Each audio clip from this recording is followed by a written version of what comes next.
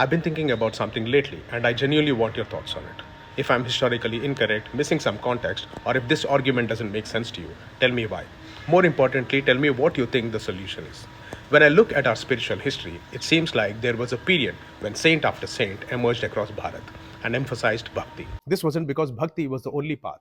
It has always contained bhakti, gnana, karma, yoga, tantra, and many other approaches.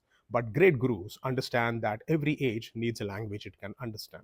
The people of that era connected deeply with devotion, kirtan, poetry, stories, and surrender to Bhagwan. So the gurus emphasized bhakti, and it transformed society. Today, I think we are facing a different challenge. Not because bhakti has disappeared, not because people have stopped being spiritual. Clearly, that is not true. But there is a growing section of society that dismisses spirituality almost immediately. They hear mantra and they think blind faith. They hear ritual and think superstition. They hear temple and think mythology. They hear dharma and think outdated tradition. And this makes me wonder whether we are at a moment similar to the bhakti movement, not in terms of the message, but in terms of the need to communicate differently. For a long time, we have become very good at telling people what to do. Chant this mantra, practice pranayama, meditate, visit temples, observe fasts, but perhaps we have not spent enough time explaining why. Why does mantra affect the mind? Why does breath influence emotions? Why were temples designed the way they were? Why did our ancestors preserve these practices for thousands of years? What happens to a human being through sustained sadhana? When these questions are left unanswered, many people don't conclude that answers exist and they should search for them.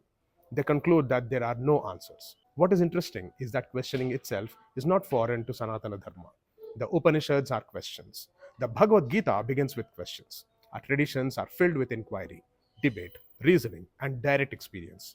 This is why I feel that our generation may need gurus who can reveal the deeper intelligence behind spiritual practices, not to replace bhakti with logic, not to replace faith with science, but to help people understand that spirituality is not the absence of reason. The Bhakti saints gave society the language it needed in their time. Perhaps our responsibility today is to communicate the same timeless wisdom in a language that can reach people who have already decided that spirituality is irrational. I've been thinking about this for a while. Am I looking at this correctly? If not, where do you think I'm mistaken?